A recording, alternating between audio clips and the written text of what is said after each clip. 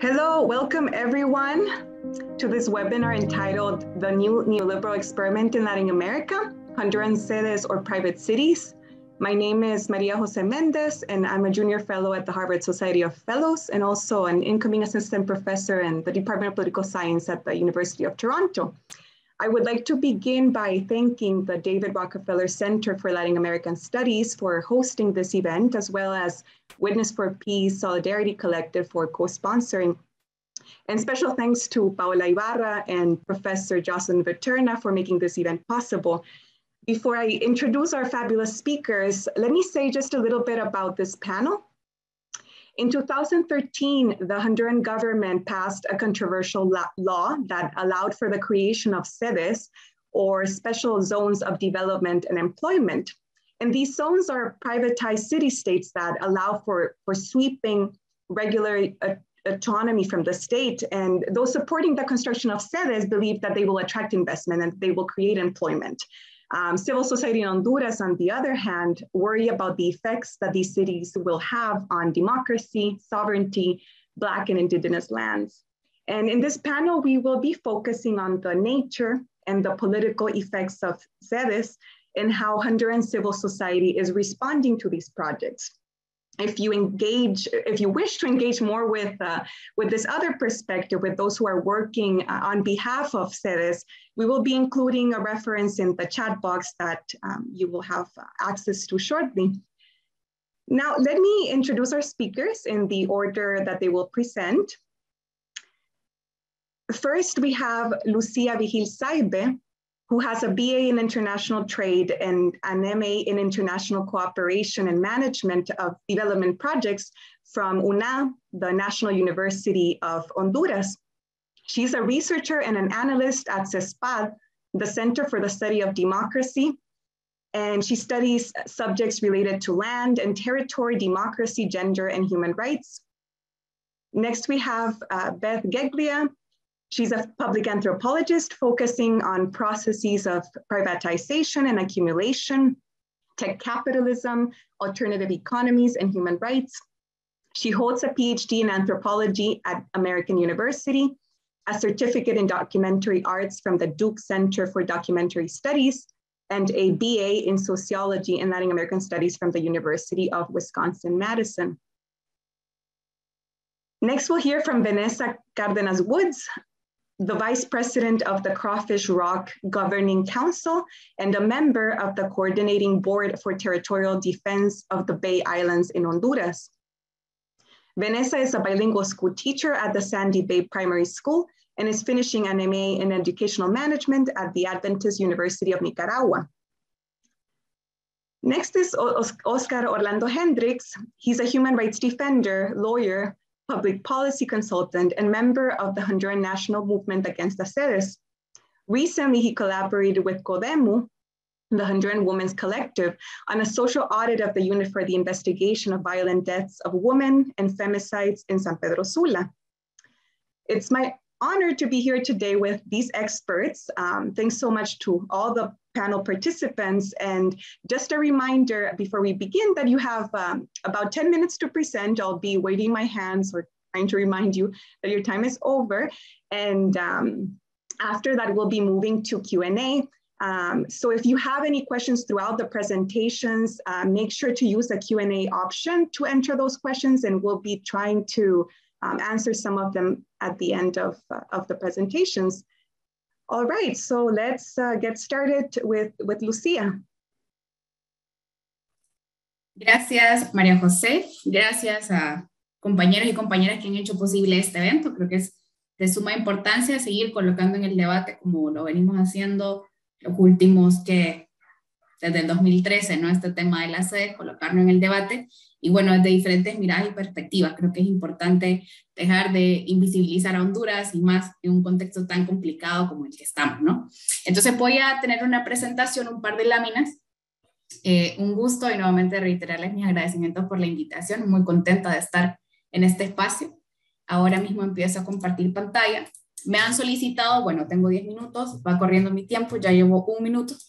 Me toca contextualizar un poco sobre las sedes, pero creo que es también importante contextualizar qué es Honduras, qué hace, ¿no? Pero en este marco es importante, previo a abordar el tema específico de la zona de empleo y desarrollo, que veamos algunos de los indicadores de la crisis socioterritorial y socioambiental en Honduras. Es decir, las sedes no son un proyecto aislado, sino que están en el marco, para nosotros desde el Centro de Estudios para la Democracia, en todo un engranaje de una política extractivista que se les voy a comentar más adelante. Todos los datos que están colocados en estas láminas tienen su fundamento en investigaciones producidas desde diferentes centros de pensamiento y estudio, pero también tienen todo un soporte investigativo y también con uso de herramientas cualitativas y cuantitativas.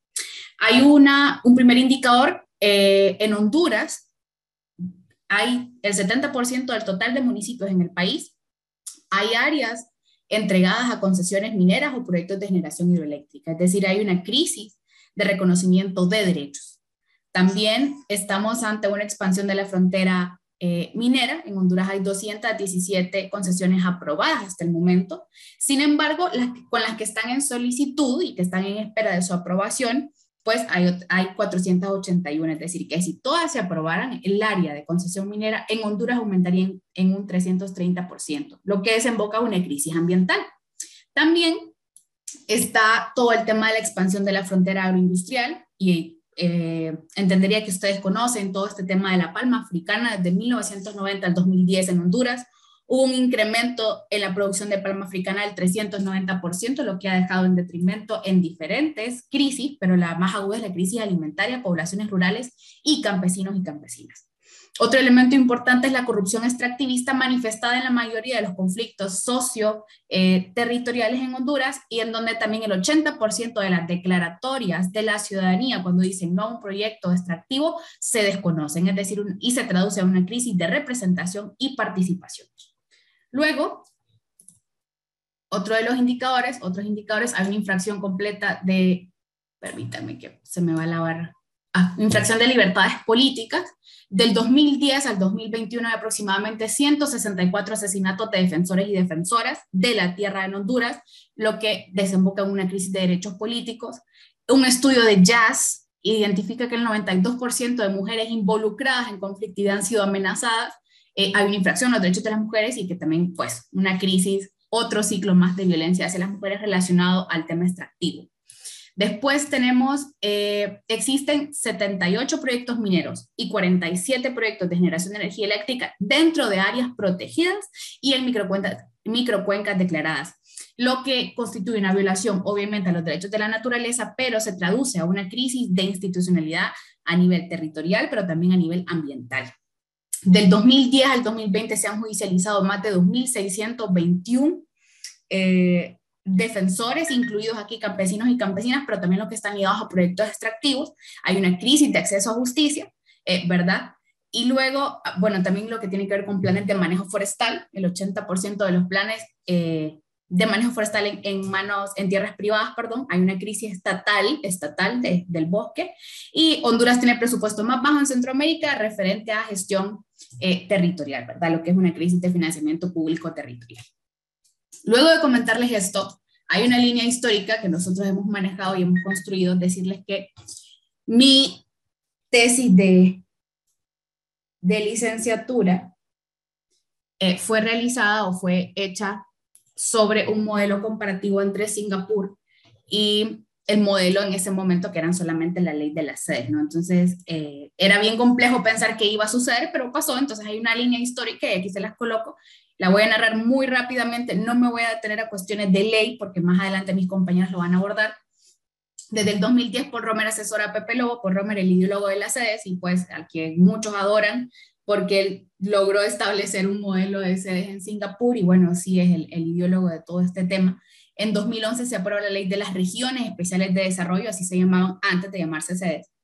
En 2012, la Corte Suprema de Justicia en Honduras declara inconstitucional la ley de las regiones especiales de desarrollo, argumentando el tema de soberanía. Y en ese mismo año, en el 2012, se da un golpe técnico a 4 de los 5 magistrados que dicen que las regiones especiales de desarrollo son inconstitucionales.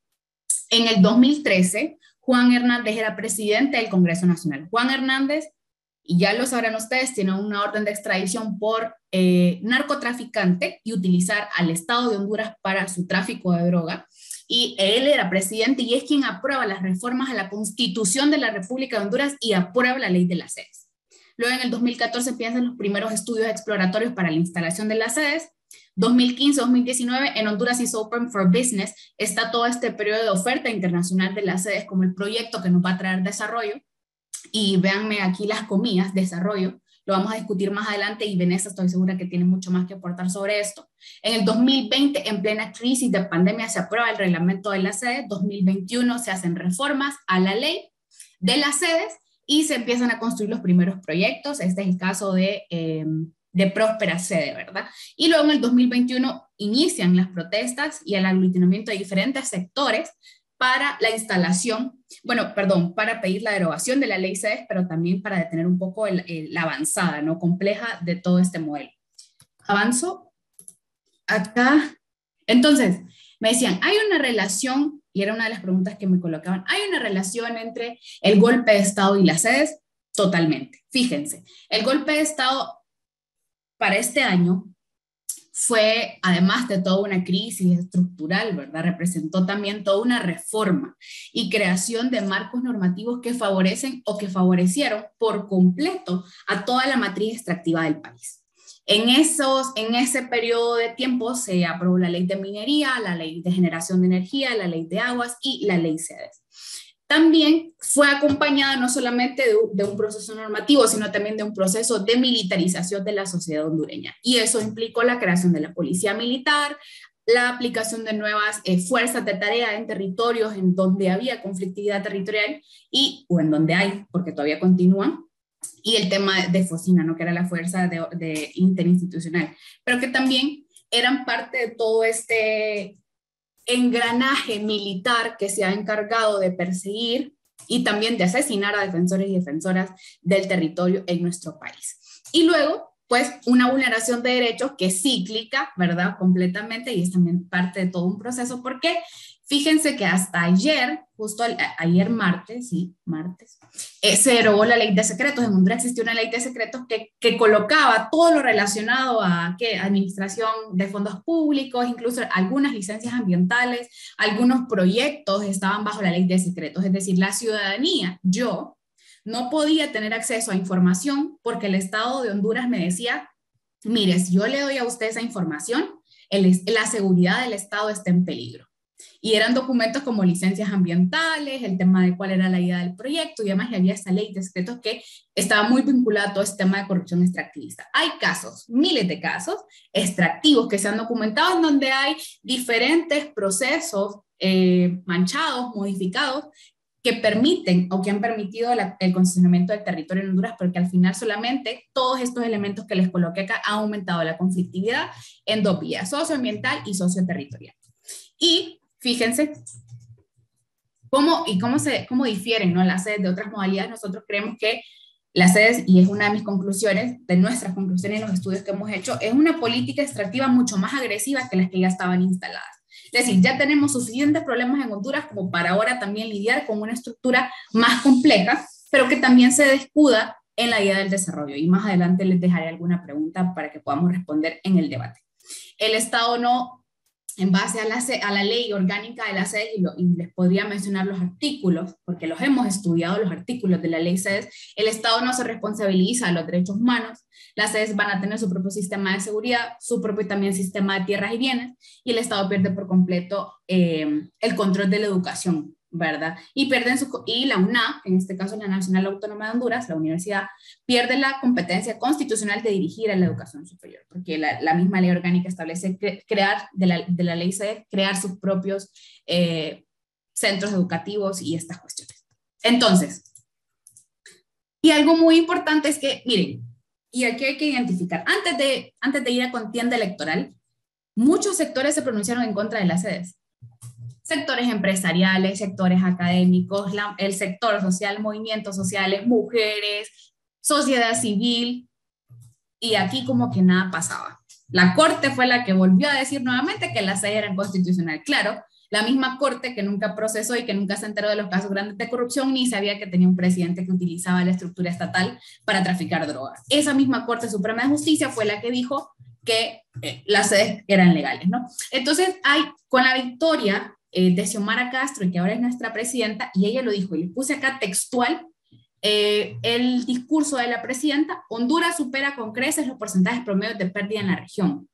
Convirtieron al Estado en opresor y violador de los derechos humanos con el Honduras Open for Business, falseando cifras, han puesto en entredicho la soberanía popular. Con el proyecto de venta de territorios a la sede, destituyeron abruptamente a 4 de los 5 magistrados de la sala para poder lograr este propósito, que era lo que le comentaba en la línea histórica, ¿no? Venden el territorio como cualquier otra mercancía, y en este acto, es decir, en esa toma presidencial, entrego al Congreso Nacional el proyecto que deroga la ley de las sedes.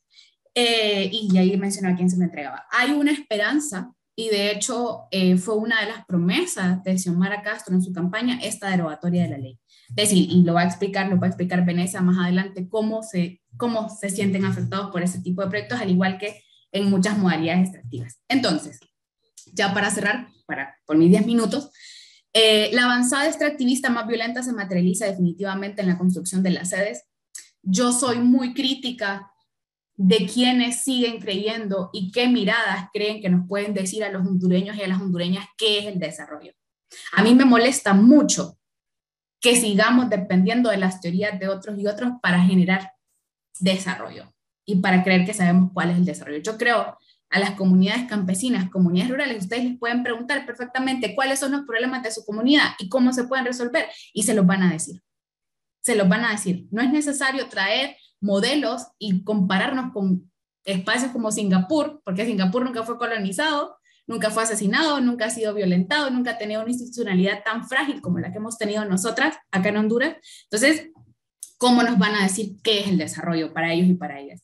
Después, ¿por qué creer que las negociaciones y quienes perfilaron el proyecto de las sedes, Juan Hernández, Eval Díaz, y que Juan aquí lo puse en espera de su extradición, buscan desarrollo? Es decir, ¿cuáles son los intereses que están detrás de quienes promovieron esta ley de las sedes? Luego, yo creo que el proyecto totalmente, y es un llamado reiterativo al Movimiento Nacional contra las Sedes y de muchas otras organizaciones que se han aglutinado. Imagínense qué tan poderoso fue las sedes, que se creó un movimiento nacional contra las sedes, donde hay juristas, hay ambientalistas, hay todo un nivel académico que dice que no está bien este tipo de proyectos. Y el proyecto se debe tener, pero también avanzar con una institucionalidad más firme e incluyente. El hecho de que las sedes hayan pasado como pasaron es resultado de una institucionalidad quebrada, de una institucionalidad cooptada por el narcotráfico y de una institucionalidad que ha vulnerado los derechos de los ciudadanos y ciudadanas y de los defensores los últimos 12 años. Pero no solo vulnerado, sino también asesinado a los defensores y defensoras de la tierra. Entonces hay un reto totalmente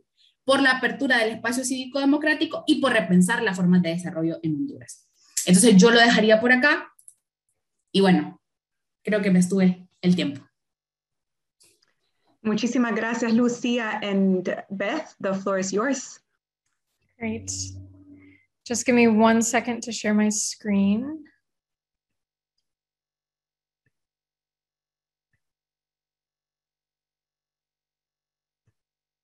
Is everybody seeing my slide right now? Okay, how do I? Okay. Great. So first of all, thank you so much for creating this space and for inviting me to be a part of this panel. I'll start by giving a brief background on my research. So I did ethnographic research into the process of Zede development in Honduras between 2014 and 2017. So this was a period when we didn't see the 3 to 4 Zedes that we now know exist in Honduras. But this was a period in which the model of the Zedes was very much being negotiated and envisioned by different actors. And so what my research during this period revealed to me is that the Zede project in Honduras was not a cohesive one. And instead it has been a process fraught with differences in the motivation, in the narrative and visions as to what exactly the Zedes would be and how they would look among those carrying it out. So first I wanted to start by putting the Zedes a little bit within a global context, within the context of the global political economy. In recent decades, we see the emergence of a new generation of special economic zones, and these zones have responded to changes in the global economy. So, for example, the manufacturing of goods ceases to be the primary mode of capital accumulation and reinvestment around the world, and things like real estate, financial speculation, tourism, resource extraction take on more prominence. And so this creates the need for the production of deregulated urban spaces around the world, as well as a global land rush or a rush for land. So these new SEZs globally are increasingly urban or mixed use as opposed to manufacturing based. They're increasingly privatized in their management. And the primary interest driving many of them is cheap land acquisition as opposed to cheap labor, since many of these are not labor intensive zones. We also see the rise of decentralized finance and algorithmic governance around the world. And so those hoping to displace global financial markets with cryptocurrencies that are produced and traded on the blockchain started to see that they need territories with a certain degree of autonomy to create their own monetary policies, to be able to build out blockchain ecosystems and really expand these digital economies.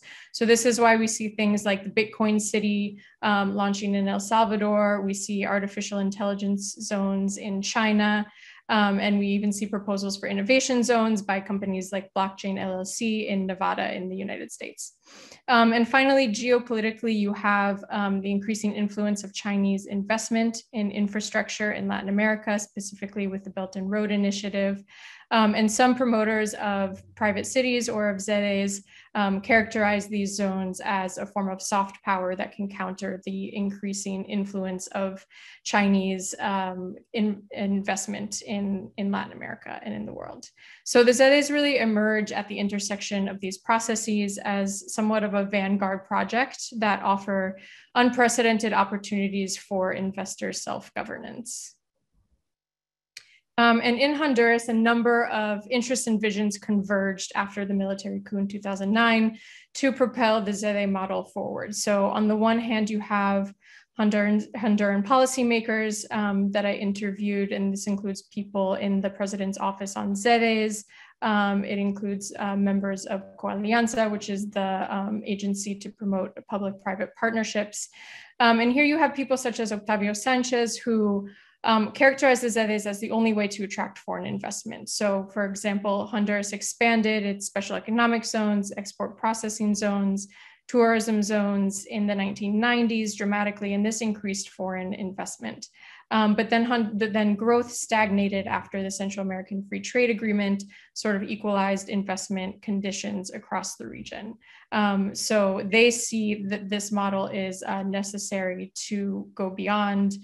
They needed something to go beyond the previous special jurisdiction models, for example, offering judicial independence and other forms of autonomy. These actors, including actors from Coalianza, tend to focus more on large-scale planning and regional zoning, or what in Spanish is called ordenamiento territorial, territorial ordering, than on small-scale radical experimentation, which is more sort of the libertarian characterization of ZEDEs, which I'll talk about in a moment.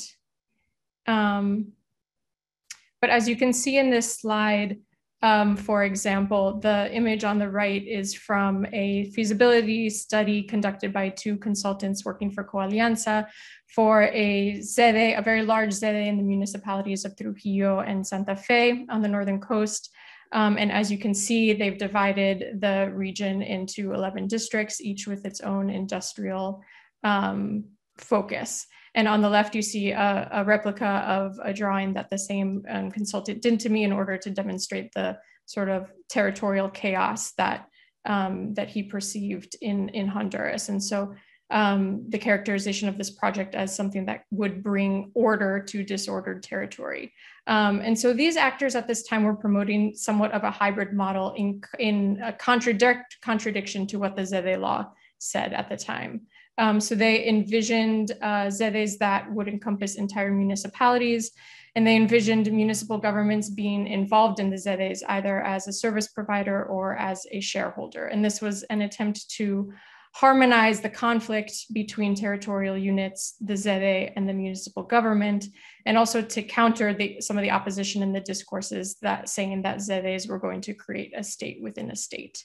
And these actors also tended to characterize the ZEDEs as a simple extension of decentralization policies in Honduras that were already incentivizing municipal governments to enter into public-private partnerships with NGOs or private corporations for the provision of services. So really, they sort of characterize the ZEDE as a territorial scale of the public-private partnership model. In contrast, you have what I refer to as the startup city movement globally. And this is really just an umbrella term for what is a network of organizations, venture capitalists, libertarian intellectuals. This includes think tanks like the Seasteading Institute, the Free Private Cities Foundation, the Charter Cities Institute, the Startup Societies Foundation, et cetera, et cetera. That's really a network that's increasingly articulated and coordinated within the last decade. And this network hopes to take advantage of the 2013 ZEDE law to materialize and to bring into being various dreams, dreams of private cities, crypto cities, completely proprietary societies, and in the case of the Seasteading Institute, autonomous colonies on the ocean or on the land. So there's a diversity of visions and of ideology within this movement, but there are some common pillars of the ideology that I want to briefly discuss. The first of which is the concept of competitive governance. So this concept says that the best way to improve government performance is not through democracy, but by subjecting governments to competition for mobile residents. You have the idea that the nation state has a monopoly on sovereignty and that monopoly must be broken through the entry of private jurisdictions in order to create this competitive market of governance. Sovereignty is considered a resource that nation states can franchise to private actors. There is a focus on experimentation with sweeping neoliberal reforms within a relatively small jurisdiction that can then expand or disrupt the policies of the surrounding government. You see enthusiasm for blockchain governance and cryptocurrencies as a tool for radical decentralization. And the idea that governance is a service that is provided as opposed to a collective construct. So in this case, the citizen as a consumer of these services can vote with their feet by choosing between jurisdictions. So the agency of the citizen is really centered around this idea of mobility and voting with your feet. You also have sort of the end goal of what can be achieved through this movement or through this model, which is to create virtual jurisdictions in tandem with physical jurisdictions. So the idea of the virtual jurisdiction is that anyone anywhere can subscribe to the jurisdiction and take their banking, their online business, and their legal disputes to that virtual jurisdiction. And so I call this citizenship by subscription. And then you also have the idea or the proposal that jurisdictions and private governance service providers can operate as quote unquote operating systems, and that and then create nodes or hubs in separate locations. So this, for example, would be like the Prospera ZEDE opening up other hubs around the world that are also governed by the Prospera institutions and the Prospera jurisdiction. And this, what it does is it guarantees longevity in the face of changing relationships with the nation state. So for example, if Honduras reforms or nullifies the ZEDE law, people residing in that ZEDE or in, for example, the Prospera ZEDE could, ideally move to another hub or continue to participate through the virtual jurisdiction. And so ZEDEs do not fully, I think another one of my colleagues will explain maybe a little bit more about what the ZEDE model entails specifically, but they don't fully embody the libertarian aspirations for private cities or for proprietary societies. but they do come close in many ways. And I argue that we should conceive of this model as a form of territorial flexibilization. And I don't think I have much time left, but I'll briefly say that I define territorial flexibilization as a process by which territorial sovereignty is delinked from the nation state to enable diverse modes of colonization. There are different elements within the Zede law that produce this kind of flexibilization, allow new jurisdictions to be easily created, expanded, and reconfigured without democratic oversight. So the first of these is the removal of the government of the nation state from the process of approving new jurisdictions. Can't go too much into it, but areas of low population density in coastal departments, which of course represent some of the most desirable lands to investors, are pre-approved for ZEDEs and they don't need congressional approval from the Honduran Congress. So these zones can be approved behind closed doors in agreements between private investors and what's called the Committee for the Adoption of Best Practices. You also have the fact that the boundaries of these jurisdictions can be determined by private landowners individually. So a landowner can sell their property to a ZEDE, or they can decide to incorporate their property into that ZEDE just based on a notarized document. And we saw this happen with the case of Puerto de Satuye in La Ceiba, incorporating itself into the Prospera ZEDE, which of course raises the question of whether or not these properties even need to be adjacent to the zone in order to be incorporated into it.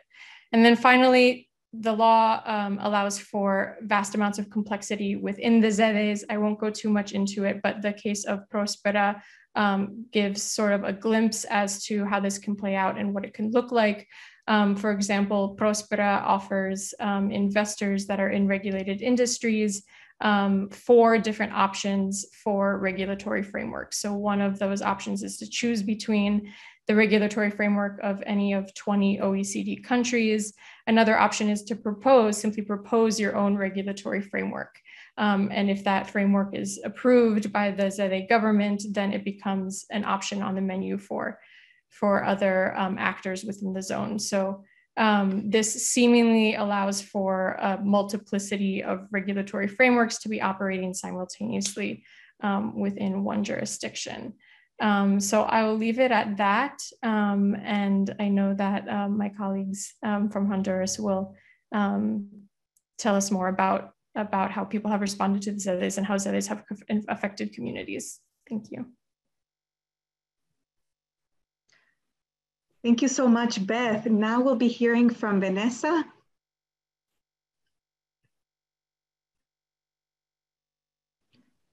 Hi, everyone.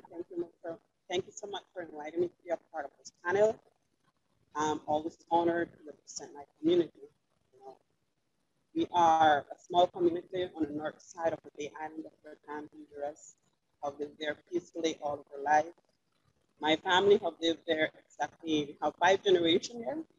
So it's hard for us to have come in contact with this type of situation. It's not something that we have had before to enforce or to confront before. This is the first time we have ever had to confront this kind of situation. I will expand a little bit on the city. From a personal point of view, from the reality point of view from what we have lived, not as a lawyer, but as the reality of what we have lived in the community. When we're talking about the city, we can make a division between the city project and the city law, because there is always peoples, or in any case, some.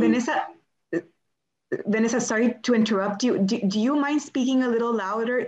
We're having trouble hearing you, so if you can just speak up a little bit, it would be great.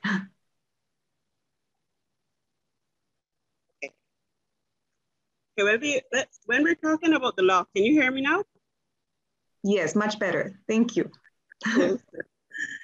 Okay, when we're talking about the city, I think it's important to make a division. Although we're talking about the law, we're talking about the project. Don't get me wrong. The project and the city law is one of the same. But it's more important for us to have the law annullated, because if this project don't have the law as an umbrella, they're not actually much of a danger to us. And we need to, if you really talk about the law itself or the project itself, talking about the law that our Honduras Congress have approved, even if it was done illegally, have approved against the Honduras citizen, because us as citizens have not had any voice or reason in this law.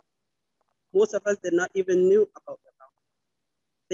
Taking into account our community, in 2011, 2013, our community did not even have internet. We didn't have cable. So there were a lot of laws that was passed that we did not know about, that were not socialized to the communities. So when we talk about the law itself, the law is a danger, it's an unfair law to the Honduras. And I'm not talking about projects at all. If you take into consideration a project, and I can tell you from personal experience, having had to deal with Prospera, Sede Prospera, they have not been transparent in nothing they have done for us. They have been installed, I would say, under false pretext, because they have not ever consulted our community. And as an ethnic community, it's a right, it's an international right that we have to be previously consulted before a project of that type or any type is installed in our community. This project was presented to us as a touristic project, which for us in the Bay Island is not anything new, it's not anything strange. We are a known touristic destination, a beautiful island. There are lots of international, transnational investors that have came, honest people that have helped build this island to what it is today. But it's unfair for us now to have to deal with this type of situation, because which is now our ex-government, decided on their own that this law should pass. Now we have been fighting this law for quite a while. We have been fighting this before they even started the bill, which I must tell the truth, they don't have as much as bill as they do seen on social media. If you read their social media, you would swear that they have big cities down in there or what's not in it. The reality is quite different. But we have been facing the situation, and we have been fighting, and we are going to keep on fighting, because it's our right, our basic right to have peace in our community, basic right to have territory, to have our land secure. It's not fair for a law to have a law that says if you need to expand your business, the government will expropriate for you. They will offer a just price to such person, and they can expropriate that land for you. The owner may say, and we have people here, Prospera may say, we are never going to expropriate your land. It doesn't matter what Prospera says. What matters is what the law says. The law says that they can't expropriate it. The government will expropriate it for them if they need it, if it's within their plan. And that's all that matters.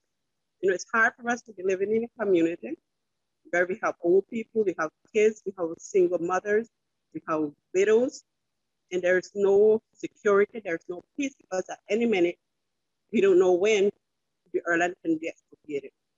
There are some of us, myself included, my land will never be for sale. My land is not for sale. It's an inheritance that has been passed on from generation to generation to our families. So if we really look into it and we analyze it very deeply, it's offensive what has been happening to us. And it's not fair that any Western should come and put us through this kind of situation, knowing beforehand that the Honduras citizen did not want this law. We did not want it. They knew. So we're not excusing them. They knew beforehand, and I know they're preparing for battle. And one of the plus that we have right now is that the new government, Xiomara Castro, she has promised in her campaign, or her campaign base was precisely that, the annulation of the city law, because of the protection of her territory as sovereign reign, and a peace of mind for the people. As Honduran people, we have suffered so much. And I think the last drop of water in the bucket have been the selling of our lands. selling of our territory, the selling of our sovereignty, you know. And I would say that from our community, we still have, it's a majority of us that we're fighting, and we are a community that if we help unite, we will unite. We will do what we have to do. We will never stand and make someone else come and take our land. So even if the law is not abolished, further on, we can know that there will be bloodshed, that this thing can even go to war, you know, because there are a lot of Honduras people that have not, at the time, known about the law, understand the law, that do know about the law. Just in the way that people went to vote in the election, have shown how much they desire for change, not only government, but for a protection of our territory. And I don't know if I have passed over my time yet. But anyway, I am so happy to be here. If anyone has any questions, happy to answer them. And from my point of view and from my community point of view, we are not going to give up. We are going to go all the way. We have made several petitions. I remember one of the petitions that we came to the Congress, I think it was last year, where we took in more than 21,000 signatures from different communities of people that is signed against the SEDE and its law. So how can the government, or how can anyone, even the investors, now say that they not knew that the communities did not want this law? So we are and have always been against SEDE law. Thank you so much, Vanessa. And now I'll give the floor to Oscar.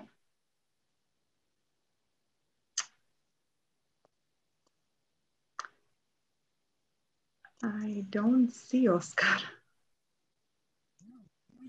Oscar. Ahí.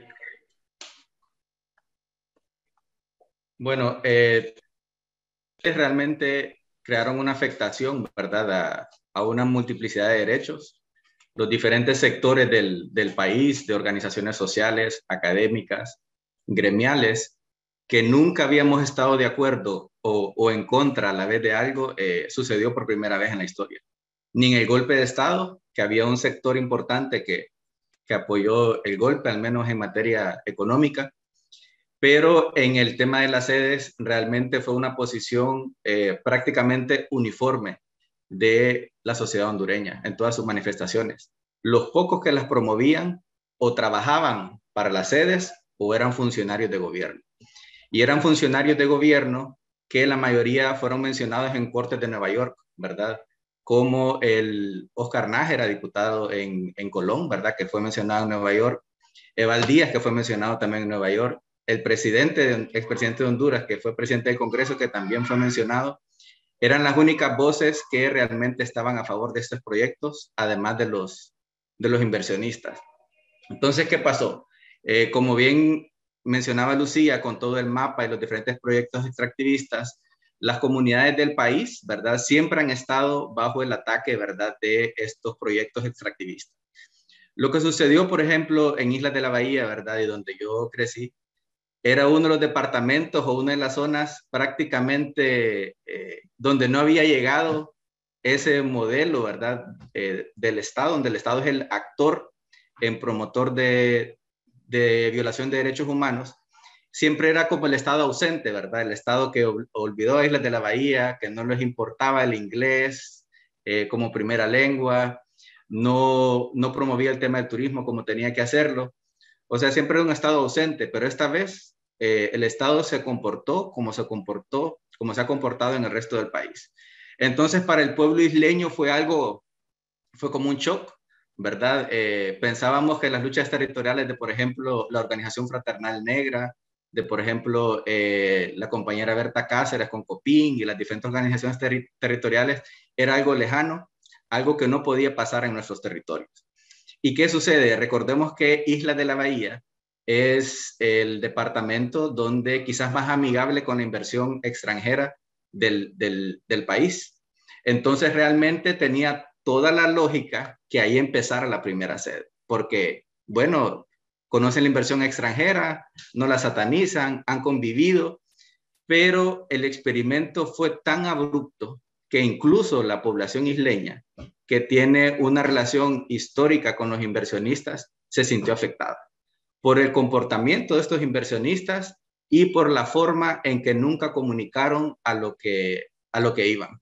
Entonces, como dijo Vanessa, presentaron el proyecto como cualquier otro proyecto turístico, es bienvenido, pero en mayo, en plena pandemia, cuando no podíamos salir a comprar nuestros bienes de manera normal ni movilizarnos, se escuchó el tema que habían aprobado una sede.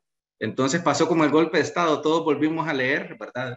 Buscar los artículos de Beth, buscar los artículos de don Fernando García, y fue un estado de indefensión, no sabíamos a quién contactar. Ofrane fue la primera que se puso en comunicación. De ahí varias organizaciones fueron saliendo los primeros artículos, y gracias a un evento de septiembre de ese año, donde participó el CEO de Prosper, Eric Brime, se convirtió en una bomba nacional, ¿verdad? Un evento nacional donde empezó a hablar de las sedes. En ese momento se empezó a gestar un movimiento nacional, empezó a salir el tema de Choloma, porque al principio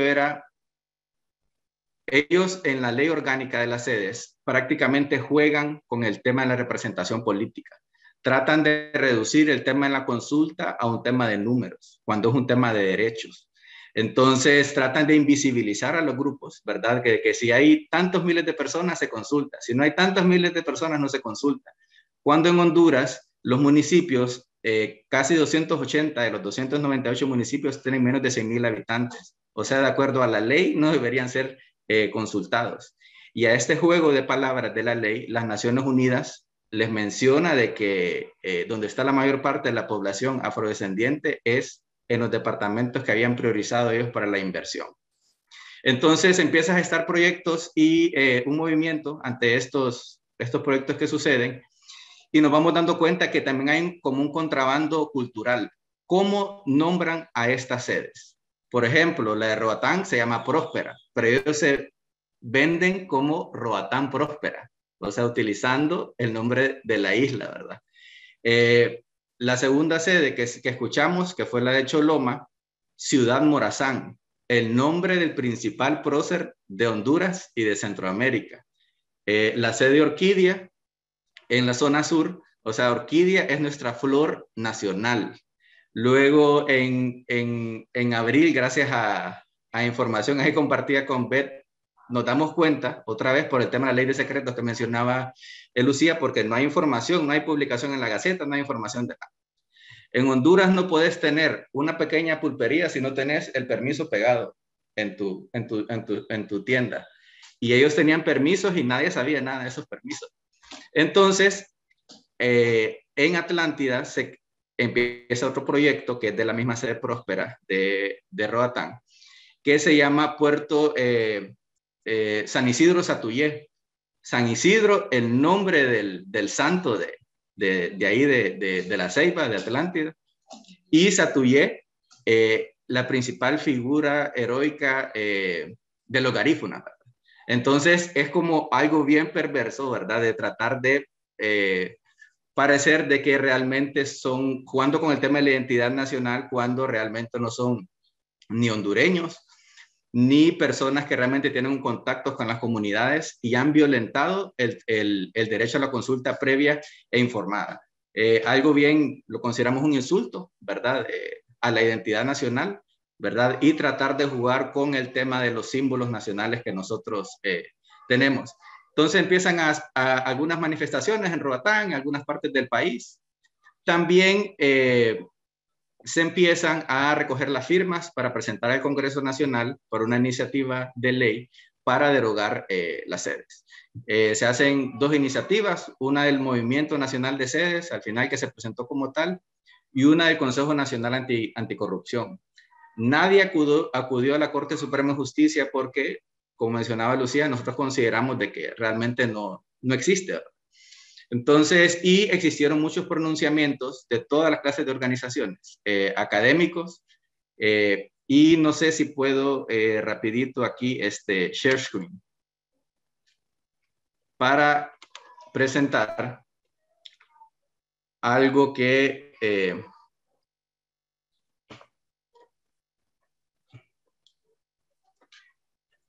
algo que diferentes opiniones sobre el tema, ¿verdad? Y que son diferentes grupos, ¿verdad? Que muchas veces hemos considerado de que realmente no hay intereses compartidos, muchas veces estamos como en conflicto, ¿verdad? Los 7 departamentos que se priorizan son el tema de las costas, ¿verdad? Como siempre dice Lucía, es por el tema de la movilización de mercancías para facilitarlos. La verdadera gran aberración del tema de las sedes es que crea un comité de adopción a mejores prácticas que originalmente estaba integrado por 21 personas, 17 extranjeros y 4 hondureños, que son los que toman las decisiones sobre otorgar estas sedes. A este camp, ¿verdad? Que no está controlado por hondureños, y ahorita dicen que habían 4 hondureños, los mismos 4 prácticamente. Paul Romer dijo en una entrevista, ¿verdad? En el 2013-2014, de que en Honduras se estaba tratando de crear un sistema que establecía la aristocracia, un tipo de aristocracia que nunca será sujeta al control electoral. Paul Romer, el supuesto mastermind de este grupo, eso fue lo que él dijo sobre las sedes en Honduras. La Universidad Nacional Autónoma lo mencionó como la más grave violación al Estado de Derecho que se ha registrado en la historia del país, o sea, incluso peor que el enclave bananero que tuvimos, o sea, peor que la Banana Republic. Se violenta el tema de la autonomía municipal. En la autonomía municipal hay un principio que se llama subsidiariedad, que eso significa que las decisiones tienen que ser tomadas los más cercanos a la población. En las sedes eso no existe, no se les pregunta nada, las decisiones las toman arriba. Se cambia el tema de la división política del país, que tenemos a nivel nacional, departamental y municipal, al crear ese tema de las sedes, que en todos los demás se vota, pero aquí realmente no se vota de la forma, con el principio liberal de una persona, un voto, no funciona. No tiene límites territoriales claros, por eso consideramos que es como un cáncer. Los municipios dicen es de aquí a aquí. En las sedes realmente no funciona de esa manera. No hay un límite territorial claro. Y en el tema de Crawfish Rock, ¿cuál fue la primera amenaza? Como no había información y no tiene límite territorial y no mirábamos el permiso, nosotros estábamos solo en supuesto. Pero en la página web de Próspera, y estos son screenshots de la página de Próspera que ellos ya quitaron, las siguientes 2 imágenes, ellos presentaban el proyecto en su primera fase con 58 acres. Muy bien, son los acres que compraron de manera privada a otras personas, no hay problema. Pero en la segunda fase lo presentan ya aquí en la segunda fase, incluye la comunidad de Crawfish Rock que está ahí. O sea, la gente de Crawfish Rock entró a la página web y vio que su comunidad estaba incluida en el mapa de estos tipos. Y la tercera etapa, aún más grande, vendiendo el proyecto como 750 acres, porque en Roatán nosotros sabemos que en 58 acres no vas a construir una ciudad. Entonces ni vas a construir todo lo que iban a hacer. Entonces ellos vendían el proyecto de esta manera. Y eso estaba en su página web. Después lo quitaron porque esa fue la primera alarma. Entonces, como dice Vanessa, en la ley está contenido el tema de la expropiación. Y si usted conecta, está en la ley y ellos en su página web tienen este plan maestro de esta manera, o sea, solo es de conectar un punto y otro punto. Entonces, las autoridades, también la comunidad de Crawfish Rock, le exigían al gobierno de Honduras que les informara, porque toda la información que había era de parte de Próspera. El gobierno nunca nos dijo a nosotros, el permiso de Próspera son tantos acres, el permiso de sede tal son tantos, nunca dio un número basado en el tema de secretos que decía la compañera de Lucía. Nunca nos dimos cuenta de que realmente cuál era la extensión territorial. Entonces ellos quitaron estas 2 últimas fases ya de su página web porque se dieron cuenta del error. Entonces, ¿cómo le iban a decir a la comunidad que no iban a expropiar cuando ellos en sus podcasts y en sus entrevistas vendían el proyecto o lo presentaban como un proyecto de 750 acres? Decían una cosa y su página web decía otra cosa. Entonces, este principio en Estados Unidos es famoso, el caso Kellogg versus New London, ¿verdad? Que quedó el tema ahí de la expropiación y que uno de los los justices había dicho de que era el inverso de Robin Hood, era quitarle a los pobres para dar a los ricos. La expropiación es algo normal si beneficia a la colectividad para construir un puente, una carretera, una escuela, pero aquí era para quitárselos y dárselos a los inversionistas, y eso es lo que está en la ley. No son suposiciones, sino que es una amenaza que está ahí. Entonces, esas son de las principales afectaciones que nosotros tenemos, ¿verdad? Realmente ahí en Islas de la Bahía. Y nosotros concluimos que es un gobierno de empresas. Nuestro Código de Comercio dice que en las empresas el fin es el ánimo de lucro, o sea, hacer dinero.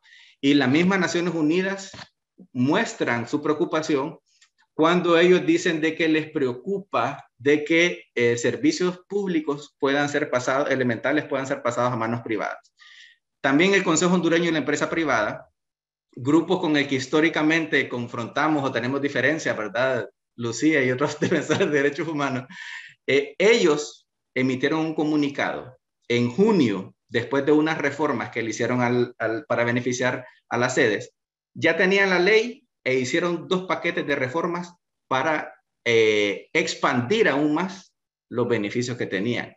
Y literalmente dicen que las actuaciones del CAMP, controlado por extranjeros, se encuentran viciadas de nulidad y son objetos de responsabilidad civil, administrativa y penal. Y que le toca al Congreso, solo el Congreso tiene la facultad, eso dice en la Constitución, de crearlos. O sea, el CAMP no sale mencionado en la reforma que ellos hicieron. Sin embargo, es el que dio todos los permisos y nadie sabe bajo qué facultad. Entonces, esto es incluso bajo la lógica de una clase empresarial que nosotros consideramos que no tiene una identidad nacional, incluso ellos sienten las sedes como una afrenta, ¿verdad?, a la economía nacional e incluso para la competencia dentro de sus modelos. Entonces, eso sería, ¿verdad? Nosotros sabemos también que las sedes son una realidad, están ahí construidas. El Congreso tiene que tomar una decisión, ¿verdad? Ahí prácticamente lo que falta es el camino que se va a seguir después de crear este tema, de que se derogue la ley, ¿verdad? Entonces, es más que todos esos últimos pasos que yo creo que no hay como una visión clara, ¿verdad?, de parte del Congreso Nacional. Entonces, nosotros como comunidades siempre seguimos en contacto, estamos tratando de ver, pero sentimos que esos últimos pasos para terminar de amarrar la derogación no están del todo claras, sobre todo por el temor de las demandas que pueden existir, ¿verdad? Se está analizando eso de estas empresas, ¿verdad? Que muchos de nosotros pensábamos de que ¿por qué se están apurando, acelerando, cuando es casi seguro que van a salir del gobierno, ¿verdad? Entonces, esa actitud sospechosa pareciera de que era crear un blindaje para poder demandar al Estado de Honduras. Entonces, estamos ahí y la población, los beneficios realmente no son tan grandes como dicen. Para cerrar, nosotros en Islas de la Bahía estamos acostumbrados, y siempre lo menciona mi madre, que llegan millonarios y construyen un hotel en un año. Hoteles grandes, inmensos, sin tanto wiri-wiri. Entonces, como nosotros decimos, de que sentimos que es más y eso. Hay una página que nosotros tenemos que se llama Honduras is not for sale.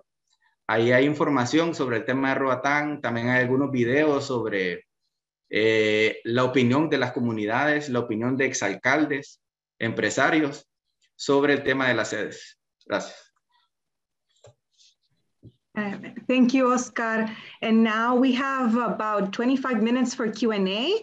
I know some of you have been sending your questions. If there's more questions, please send them. We're responding some of them in the chat box, and we'll be trying to respond to some more. But let me start with a clarification. Lucia, do you want to say something, Lucia? Sí, quería igual ver acá una intervención corta que quería hacerles sobre, y acá un compañero hace una pregunta de cuáles son los derechos violentados en todo este proceso. Entonces tengo una lista completa que les puedo mencionar, por ejemplo, cuando el sistema de Naciones Unidas, a través de un comunicado, hablaba de que las sedes realmente presentaban riesgos para la garantía de los derechos humanos, en tantos no se respetó uno, no hubo falta de consulta comunitaria, y aquí Vanessa lo puede recalcar. Ellos son pueblos garífunas de habla inglesa, son pueblos indígenas y tienen que ser sometidos a procesos de consulta sobre cómo y qué se debería instalar en sus territorios. Ellos tienen completa autonomía para que se les haga una consulta, y Vanessa puede decir o desmentir y decir si la llamaron o la convocaron para hacerle consulta sobre la instalación de este proyecto. 1, falta de consulta comunitaria. 2, la falta de protección al derecho a la propiedad. 3, el debilitamiento del Estado social y democrático.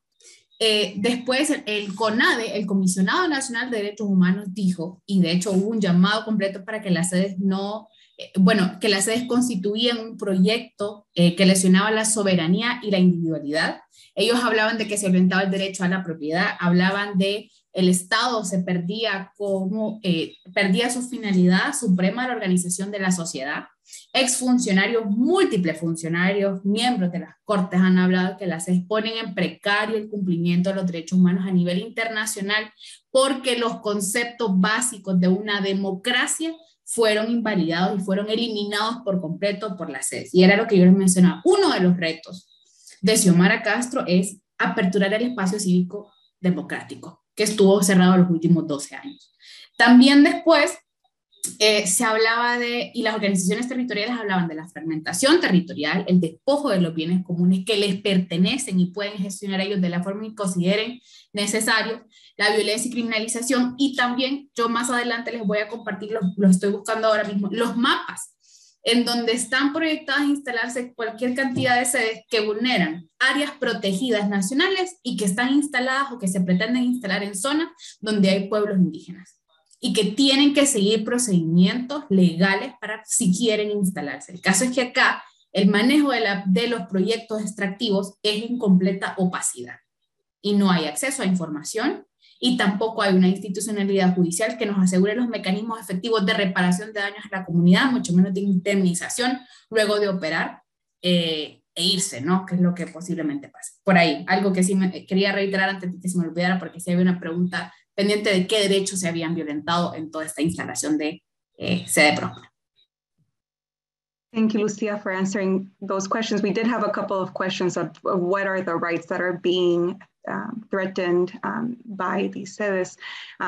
So one question concerns the sedes themselves. So if you can give us a bit more concrete examples of what is happening inside the sedes in terms of economic activity. So we've been talking about the impact that sedes are having on these communities that are located, either close to where the sedes are being built, but what is happening within the sedes? Can you give us a sense of the economic activities, and also what is the impact of these activities on the people who live within these spaces?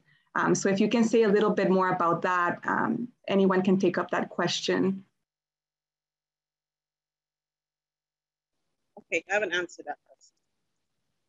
The economical activity in the sede, I would say what they're offering now, the ex-government as well as the sedes owners, are jobs. And one of the things that us as community, as citizens, have against this is they have 12 years, exactly 12 years or more in this process since the sede law has been illegally approved. And for example, in Crawfish Rock, Sede Prospera is a sede which is an innovative, robotic, something sede, type sede, technological. Our educational level in Crawfish Rock exactly is until 6th grade. Our kids, to get any higher education, we have to go to different communities. The government have not prepared our people for the best of the jobs in the sede. What are the jobs that our people can afford or will be offered? Jobs of cleaners, the jobs of whatever, the jobs that, the least of the jobs that are there. What will we do? We will build a city for them, and after they will come take our land, and we will stay with nothing. That's the way we're saying it. Because we are not fair, we have not been fair. The island do not even have a public university. Not prepared for the jobs, and we have too much to lose for just an offer of job. What economic activity they're doing in there is not very much, but I would say the least that they're offering the communities is the offers of jobs. That's all they ever talks about, all they ever offer. And we cannot aspire to the best of the jobs because we don't have the title for them. The majority of people do not have the title for them. Thank you, Vanessa. Beth, can you also address this question? Sure. I don't have data on this issue exactly, but I think one thing that is important to remember, two things that are important to remember. One is that the ZEDEs are diverse. So one thing that the ZEDE law establishes is that these can be urban zones, they can be mining zones, they can sort of encompass a number of different economic activities. So they are going to be different from one another. You have the Orquídea ZEDE in Choluteca, which my understanding is that it's more industrial than the others. You have ZEDE Morazán in Choloma, which is largely residential. And then you have ZEDE Próspera, which I can't speak specifically to all of the economic activity happening, but I do know that they are trying to attract international residents, people who are maybe digital nomads, mobile tech workers who can come live and do their business and do their work from within the zone. So also largely residential as well. The other thing to remember is that all of these zones are at very initial stages of development. So in the case of ZEDE Morazán, for example, you have the beginning of the construction of residential units, and you have some renters, and you have the Morazán ZEDE administration, collecting money on those rents. But really, these projects are in very initial stages. Thanks for that, Beth. We also have a few questions about your visions of development. So there's this critique of ZEDEs as not promoting the kind of development that maybe Hondurans desire, or the concept of development itself being something problematic. So we're having questions about, what is your vision of development? What do you propose for Honduras? What are your solutions? So if this is not a solution, what is?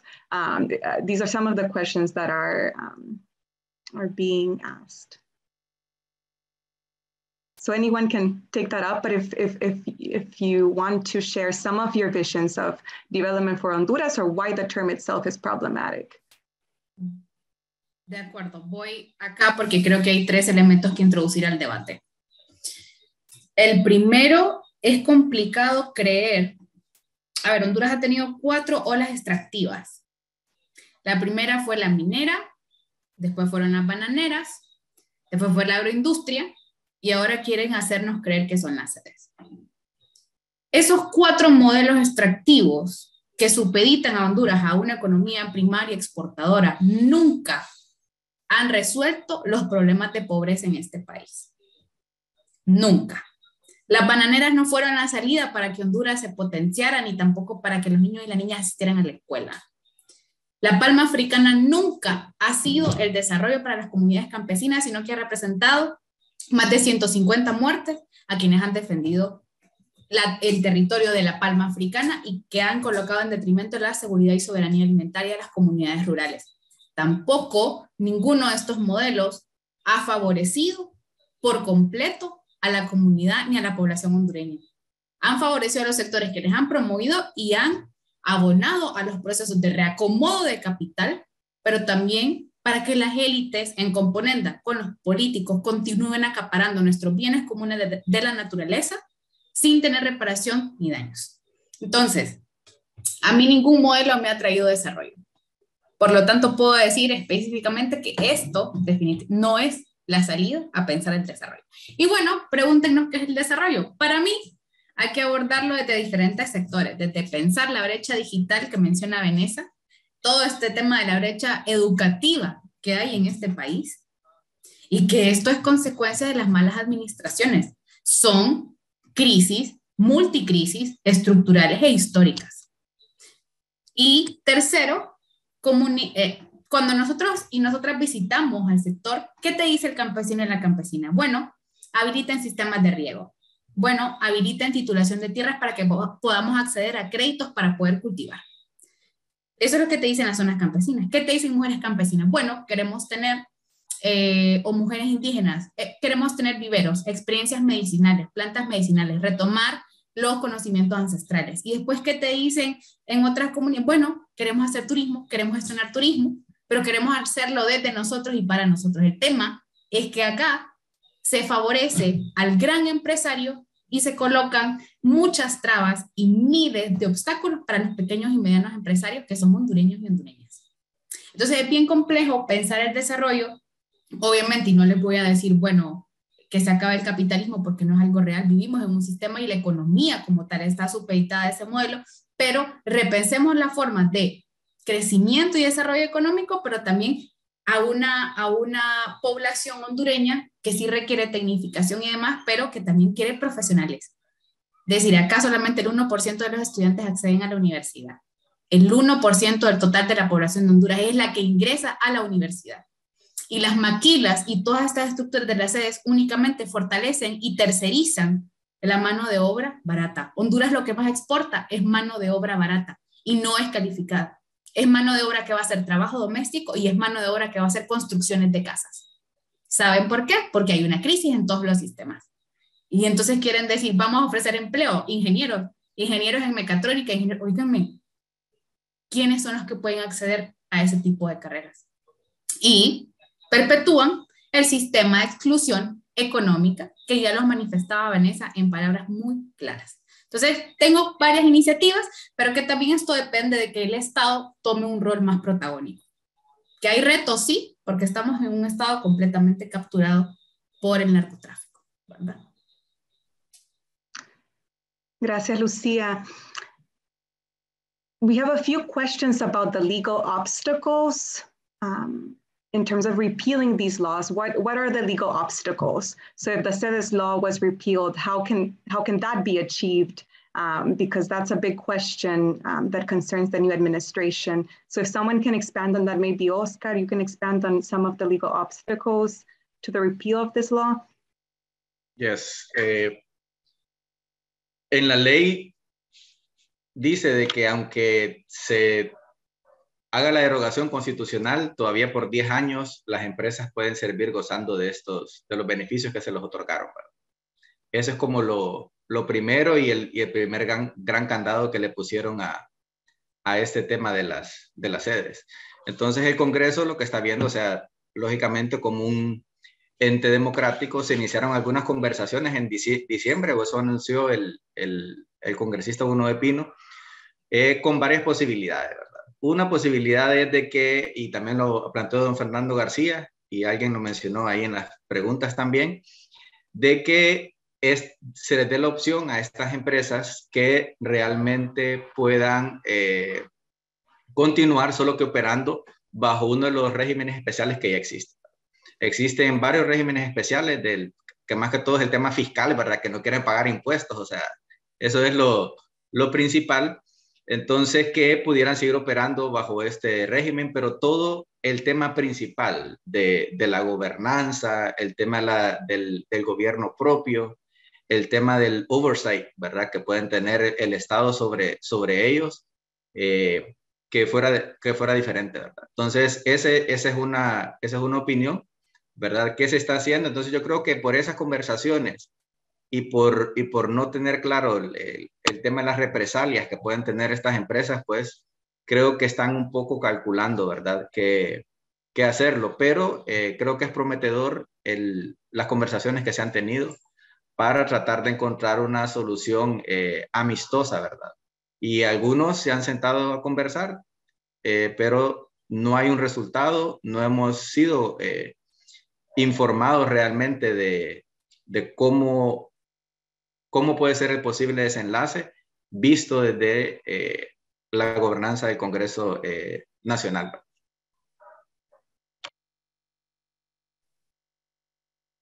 Gracias, Oscar.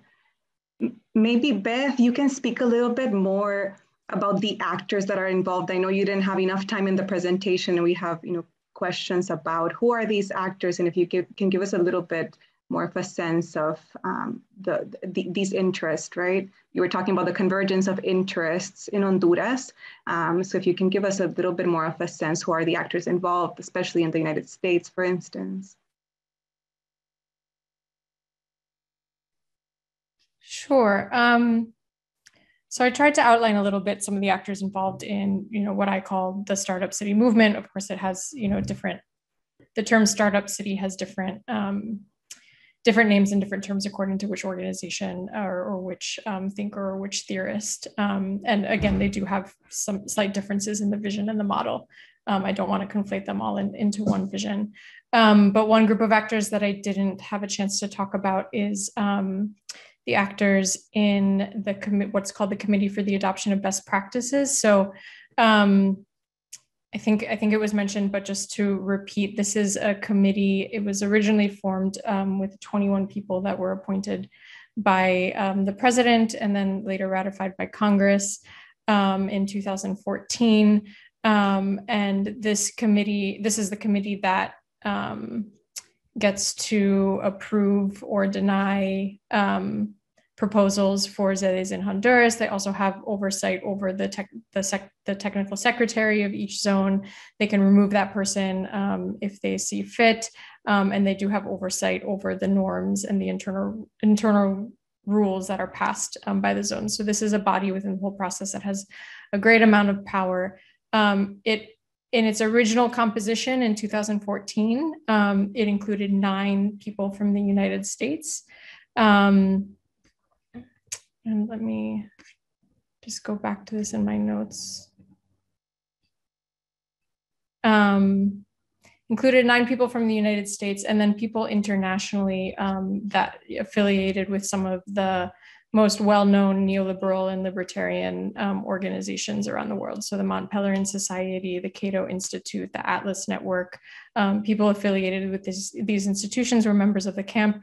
And then you also have people sort of conservative and neoliberal reformers from the Reagan administration sort of reappearing in the camp as well. So you have Faith Ryan Whittlesey, you have Mark Klugman, you have Morton Blackwell, and these 3 people participated in the White House Outreach Working Group on Central America during the Reagan administration. And this was an organization that was charged with rallying congressional and civil society support for the right-wing Contra paramilitary forces in Nicaragua, as well as counterinsurgency efforts during that time throughout Central America.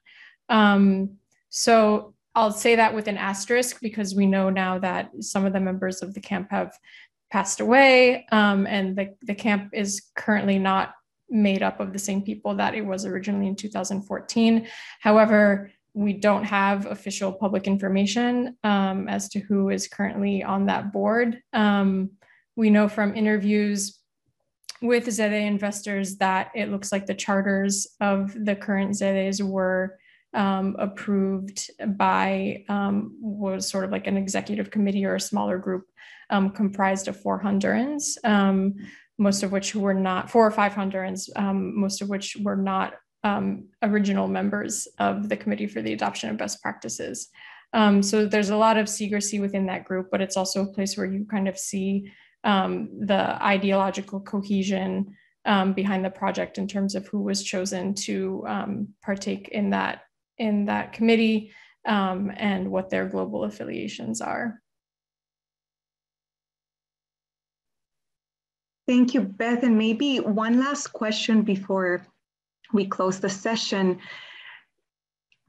What is the impact? So Oscar and I think Lucia were mentioning how the former Honduran president is about to be extradited to the United States, or there is a judicial process, right, that will be happening. And if you can talk a bit about what the impact of that will be on the ZEDEs, granted that he was, one of the major people supporting the ZEDEs law. So will that affect the legitimacy of it? How do you see this process affecting this law and the potential repeal of it?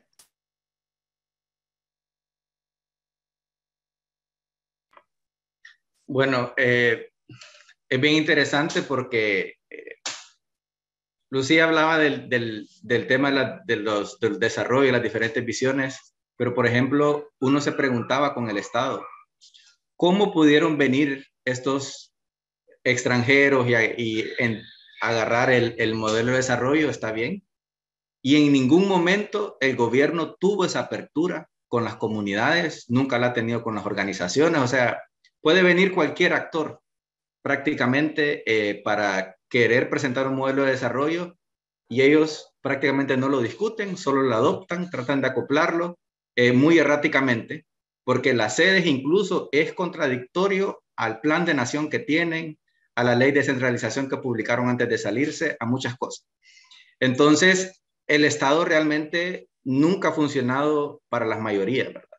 Entonces, nunca sentimos esa apertura. En Islas de la Bahía siempre nos pasa con el tema de turismo.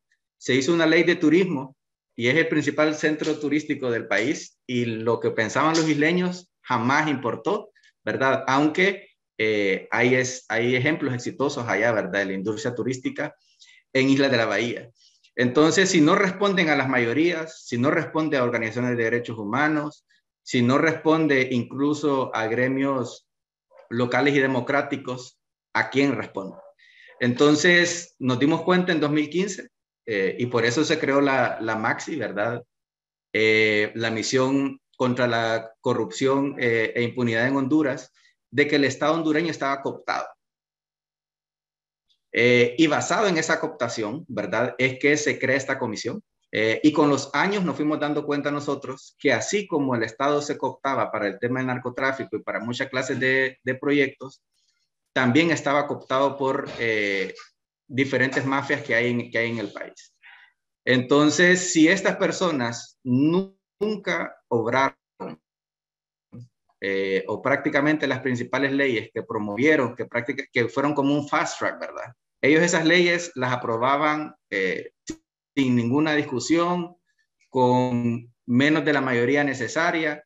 Entonces, ahora esta persona, ya no porque lo decimos en las calles, no porque tengamos puntos de política diferentes, sino que porque una corte de Nueva York viene mencionando a estos gobernantes. Entonces, creo que nos demuestra, ¿verdad?, de que nunca han sido decisiones para la mayoría, que más bien han atentado contra la mayoría y eso es la muestra principal, tristemente, porque debería ser nuestro Poder Judicial quien dejara establecido, ¿verdad?, esa culpabilidad en Honduras y estos nexos.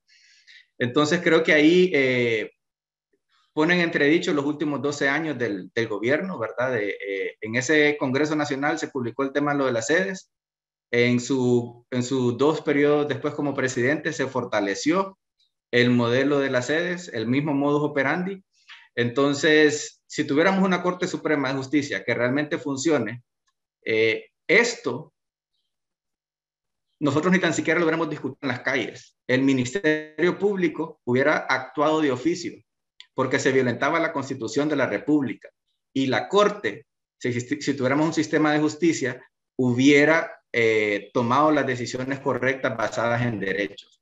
Entonces, las personas que dicen que quieren un sistema diferente, el tema de la gobernanza que ellos van a crear en estos espacios, en estos jardines, ¿verdad?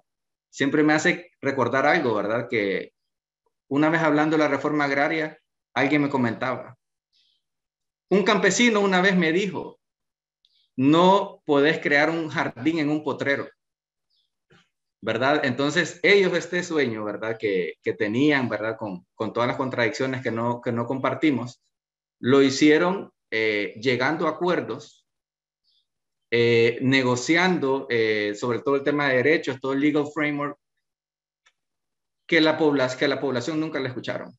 Entonces lo hicieron con un régimen corrupto, con un régimen que sus funcionarios están siendo condenados y están siendo llamados a Estados Unidos. Entonces también es ahí ver el peso ético de estas personas y las raíces éticas también de esta clase de proyectos que fueron aprobadas solamente, consideramos algunos, porque este régimen nunca respondió al pueblo hondureño, siempre respondió a otras fuerzas, ¿verdad?, que no tienen que ver nada con la democracia. Entonces, deberíamos tener una sentencia, ¿verdad?, que de pleno derecho todas las actuaciones fueran vueltas nulas o ilegales, pero no consideramos que va a pasar y también pueda tener muchas repercusiones, ¿verdad?, porque hay otras cosas que también fueron aprobadas en ese tiempo. Gracias, Oscar. We're at the end of our time. So I think we'll just wrap up. I know there were a lot of questions. We tried answering some of them, but feel free to reach out to the panelists if you want to continue the conversation. Thank you, Beth, Lucia, Oscar, Vanessa, for participating today, Jocelyn and Paola for allowing us to host this event. And thank you to the audience who was present today for your questions as well. Have a good night.